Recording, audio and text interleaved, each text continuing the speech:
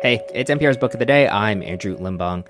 There's something poetic about a courtroom sketch. Because you're not allowed photos and you obviously can't ask the subject to hold a pose, it's not quite a depiction of reality, but it's more of a depiction of a photo you took in your head, albeit with some of the reference points right in front of you, but it's not like you'll ever get that exact pose back ever again.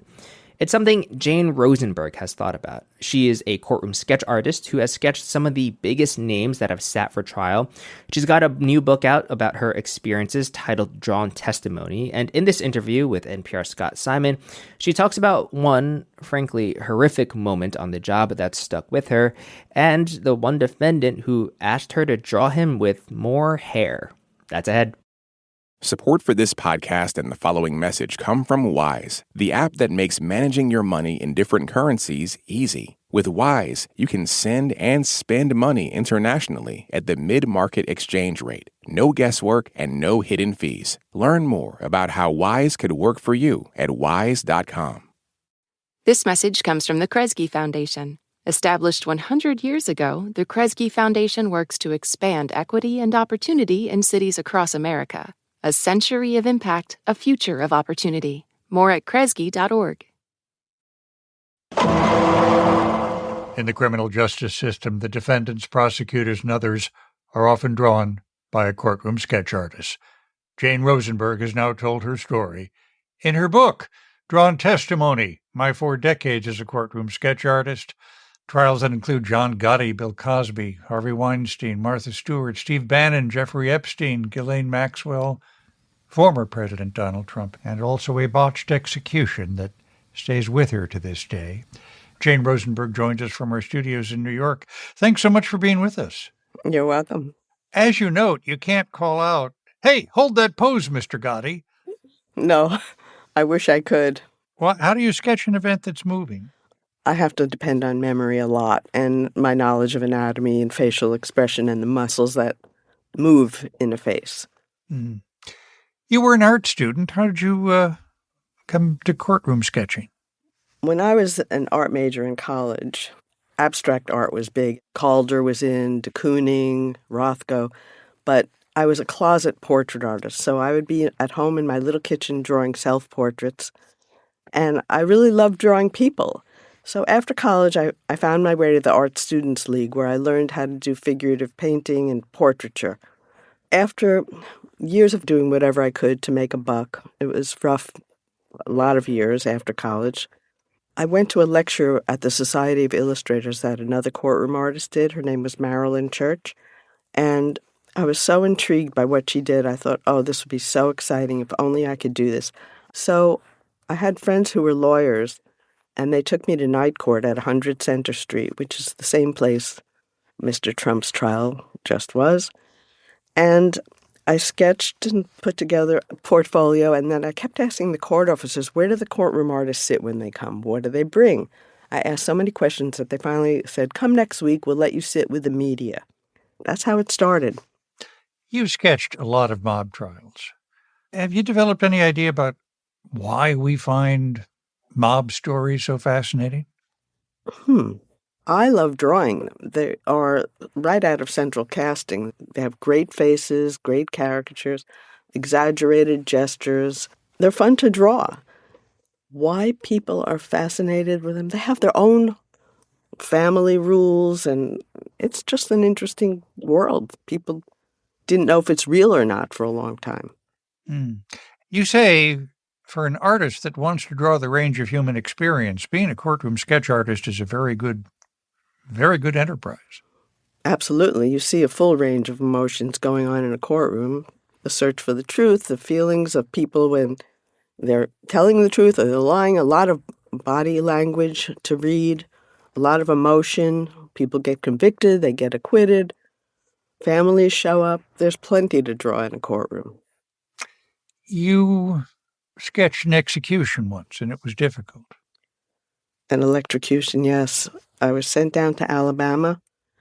At that time, I don't think I had an opinion about the death penalty.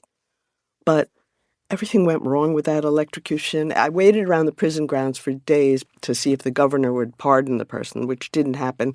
So it took place sometime after midnight. And I looked around the room. You don't see who pulls the switch, but a lot of equipment malfunctioned. The knee pad caught on fire, the helmet caught on fire, flames were coming out. They had to redo it several times. And it was pretty horrific. And I felt like my hands were dirty, like I didn't do anything to stop it. I felt like it was a murder that maybe I committed by not jumping up and stopping it. Of course, I couldn't, but it felt that way. And when I drove back to my hotel room, there was a thunder and lightning torrential storm going on. And I felt this is a message from the higher power. And then I felt like I don't want to commit murder, and I didn't feel two wrongs are going to make a right. We should note, the man was John Evans. He was convicted of murdering a shopkeeper in front of his 2 young daughters. Yes, it's a horrible crime. Is it intimidating to sketch Donald Trump in a courtroom, knowing the strong feelings people have about him? I don't concern myself with the feelings people have about any of my subjects. I just draw what I see and whatever's going on. So I'm not worried if people like him or don't like him. I do the best I can to represent what's happening. I drew Trump smiling. I've drawn him looking grumpy, which is a lot. I draw him with his eyes closed, which is also a lot. And I've drawn him paying attention, looking up and leaning forward, leaning back. Whatever he would do is what I'm drawing. And may I ask, because I think a lot of people want to know, do you use orange? Actually, green. I'm working on a brownish gold paper, and it's a golden greenish color. It's not really a stick of orange that I pick up. Is there something that a courtroom sketch can do that a camera can't? I think some people really appreciate art and can find emotion within the lines of a sketch. And I think I can also combine elements and put in the important elements and leave out all the little pixels that I don't think are important to tell the story. Anybody ever asked you to touch up their courtroom sketch? Yes, that does happen. Harvey Weinstein asked me to give him more hair as he walked by. John Gotti asked me to take away his double chin. A lot of people ask for weight, lose weight, take away the belly, certain number of pounds off, more hair, less hair. I do get requests to make me look a certain way. Which side is better? Draw me on this side, that side. They just being funny? I hope so, because I'm not going to pay attention. I'm going to continue drawing what I'm drawing. Jane Rosenberg, her new memoir, Drawn Testimony. Thanks so much for being with us, and I mean this in the nicest way. I hope you never have to make a sketch about me. Me too. I hope I don't also.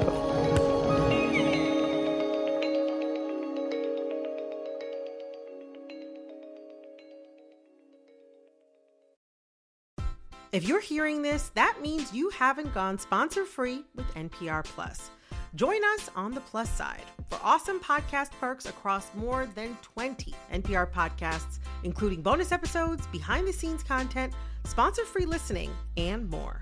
Learn more and sign up at plus.npr.org and never hear this promo again. On this week's episode of Wildcard, soccer legend Abby Wambach says the transition from professional athlete to normal person can be tough. There's this innate narcissism that is almost required in order to be a high-level athlete. I'm Rachel Martin. Join us for NPR's Wildcard podcast, the game where cards control the conversation.